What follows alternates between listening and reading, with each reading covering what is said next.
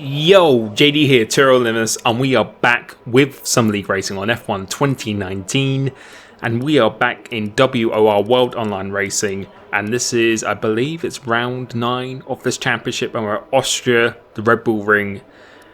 Don't think I have done this before. I think I might have done it in Iowa already, but I can't remember. I think if that was a good race or not. But this one here, definitely had a bit of time to prepare for this one. And the thing you might notice pretty quickly, and I noticed it myself, there's no game sound. There's no engine sound or anything whatsoever. And this is a little glitch in the game where you literally can only hear just at the pit lane. You can't hear any of your engine or anything whatsoever. So that is not a good start, because it's actually due to be raining in the last 10 minutes of the session, and you really need to be doing as many laps as possible as you can on these tyres. So yeah, not optimal in the slightest. In terms of the championship itself, championship standings haven't been updated for a while. I think I'm in the top 4, top 5 in this championship, despite missing about 2-3 races. Was fighting for the win last time out until the safety car came out at France, where we just chose the wrong strategy. We decided not to pit, which just completely cost me the chance of a very, very likely win, because Sarah had actually a penalty in front of me. And yeah, so although we came back to, I think, about 5th or 6th place in the end, it was very, very disappointing. But we're going to leave the session now, and a few minutes later, I managed to get back in the session itself in spectator mode. And the benefit about this game is that if you leave the session, you can just get back in. So you can see, just taking recontrol of my car again, and hopefully, fingers crossed, this time I've actually got some game sound. My setup is still the same, 1.7 wings, and you're probably wondering, how on earth does that work? I will be doing a mastering series. I know that's a massive request of mine, but I will be going back to that. Most likely next week I'll be doing it for probably maybe 2 tracks a week. That is my actual plan to do that. We can see we have got some game sound. Setting a 4.0 as a first lap, which is not really too bad at all. My PB was a 3.7, a very low 3.7, almost a 6. So I was feeling very, very good coming into this race. The qualifying pace was feeling very, very nice, because anything in the threes is actually a pretty respectable time, despite people maybe on PC or PS4 going into the low threes. On this console, it's actually a very, very respectable time. So we get quite a nice turn 1 on this lap here. This is my fastest lap I did in the session, going slightly green into it. Very easy to lock the brakes and understeer, but we actually took that so nicely. You can see we're over a 10th up just through that corner alone, so we took that pretty much perfect. Going down the hill, let the camber of the corner do the work for you. Stay in 7th gear, because I just like to not really use so much for engine braking, but just number of gears I'd have to downshift. Don't have to do as many. Going to here now, 5th gear, 4th gear, just to get an extra bite into the corner, and back up to 5th gear, back into 6th as the curb finishes. That is your turning point. We go purple in this middle sector. It's a very nice, tidy lap so far. And now to this last sector, it is very, very hit and miss. Very, very difficult. Going through here now, could have taken a bit more curb, could have been a bit more aggressive there.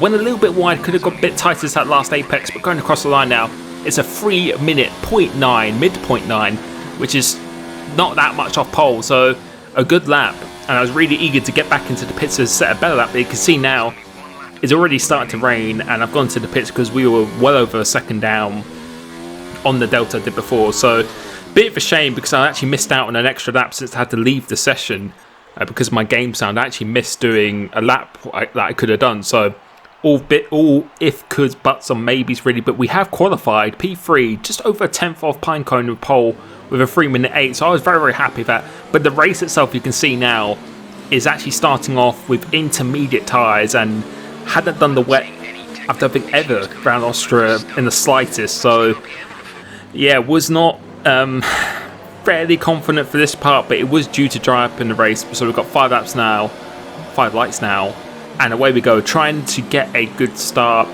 Martin unfortunately disconnected, so we haven't got too much pressure from behind. There's Perondi's down my inside, so we actually try and brake late.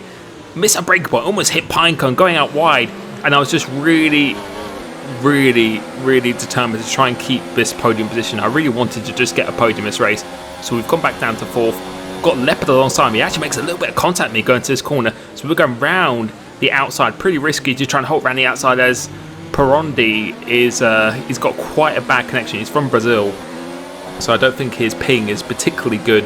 As the other two have just got away as the start ahead of me. We'll defend this position. We actually maintained our position now, despite as we're locking up really badly going to this corner. Yeah, at this stage, I have to say the setup felt absolutely amazing. The traction felt absolutely incredible. I just needed to just get used to these conditions. So at this point, I was just being very cautious, very, very tentative in the way I was driving. Wasn't really pushing it in the slightest. I just didn't want to spin. I just wanted to just build up my pace very, very slowly. That was my mindset at this stage in the race. And I really wish I pushed it a bit more, because the setup was just, the rear end was just sticking to the ground like absolute glue. I made quite a few changes to my setup, which I'll be sharing next week, my exact setup that I'm using. So it was working very, very well. And you can see my camera angles have changed as well, which I definitely prefer this one. This is more of the view I was using at the start of the game. But going to here now, don't really want to be going on that curve too much. The two leaders, Syro is pretty much almost gone. I know the pad's very, very good in the wet. I know that myself, but still, it's very, very difficult. And moving on towards the end of lap 9 now. The two guys have actually spread out a little bit. Pinecone got a gap to me, and I'm coming under a little bit of pressure from Perondi behind me. You can see what the gap is now. It's about 3.7 seconds to Pinecone. But each lap, I just got more and more confident, started to push the car a lot more as we get a warning, a track limits warning. That's my first one there.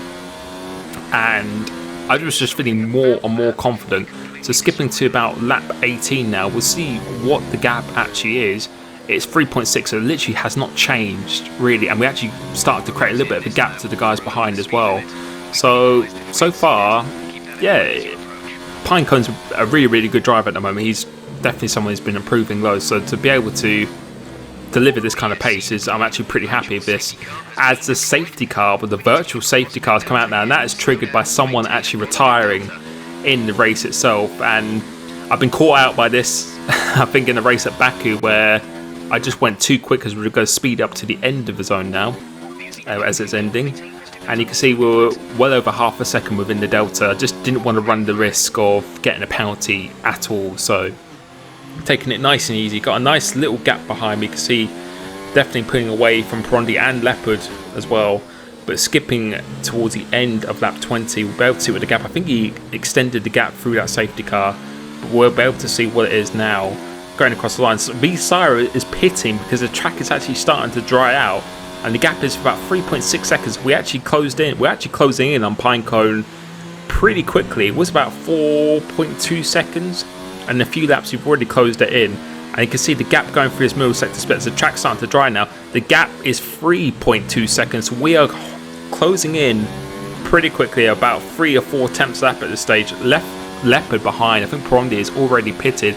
And now, this is the lap to really start pitting. So just making sure we keep it just about in the limits here. Don't want to throw it away at all. And now I've got a decision to make. Do I go on medium tyres to the end of the race, or do I go on softs, which typically last 11 to 13 laps? No, and 12 to 13, you're at a pretty big risk of actually getting a puncture, because they do overheat massively over here. Normally with a damp track, it's actually better to go on the harder compound.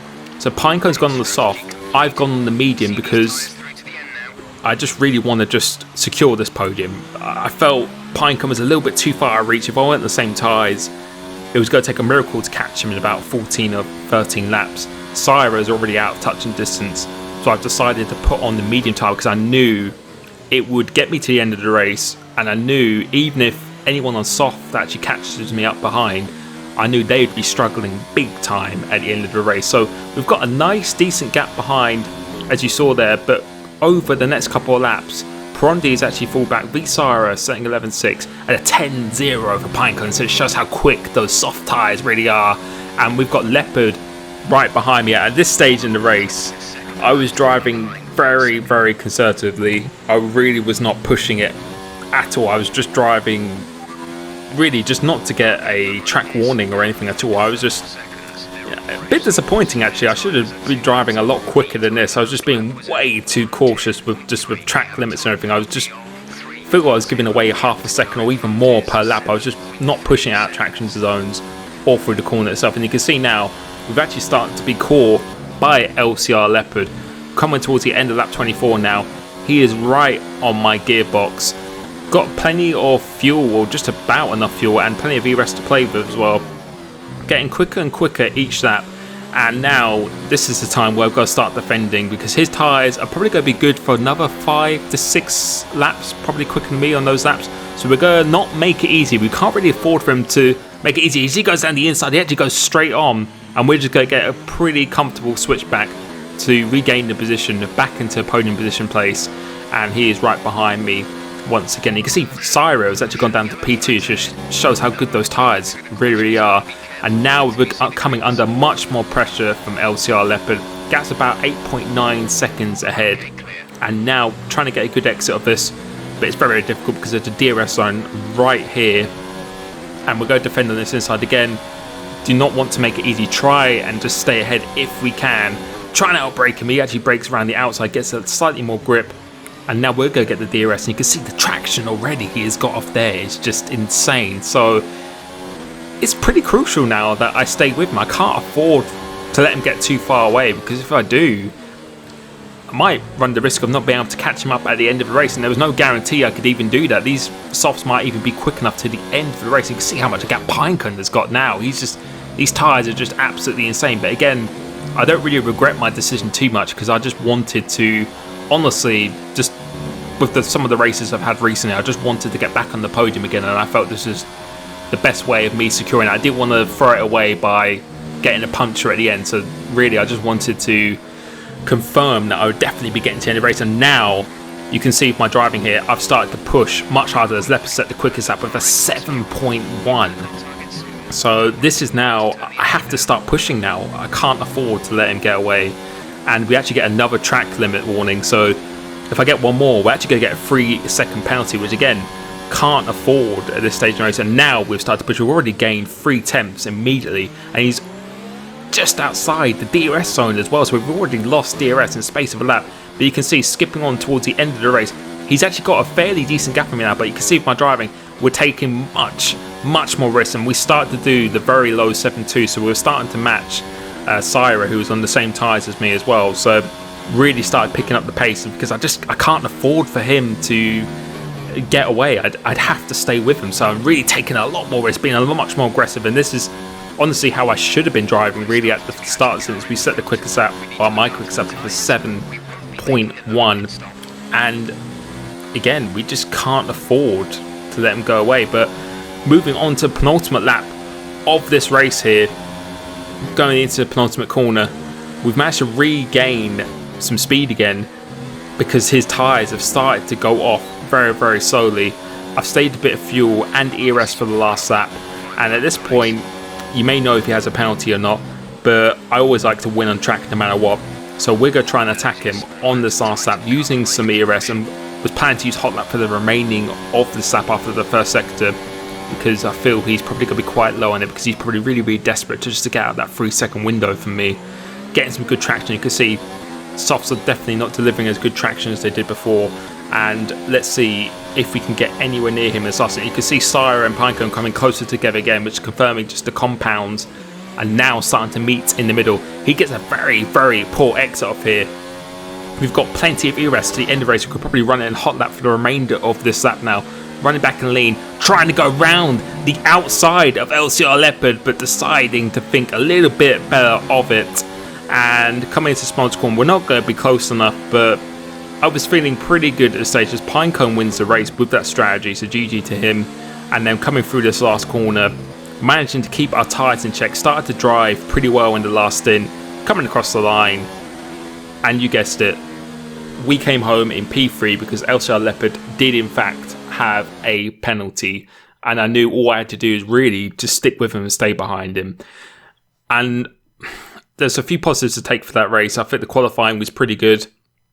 The wet pace at the end of the stint was actually very good. It was only a couple tenths slower than Syra per lap, but just needed to push it a lot more at the beginning of the stint. And then the pace in the mediums at the end was very good, actually, in fact. So it feels good to be back on the podium again. The championship standings, I will start to link that at the end of each video in future once the standings are updated. Again, thank you so much for the support of my videos. and just for the channel in general itself. We'll be streaming it again on this Friday, which is ILR at Spa in Belgium. So hopefully you join me for that. Again, as always, thank you so much, and I'll catch you soon. Peace.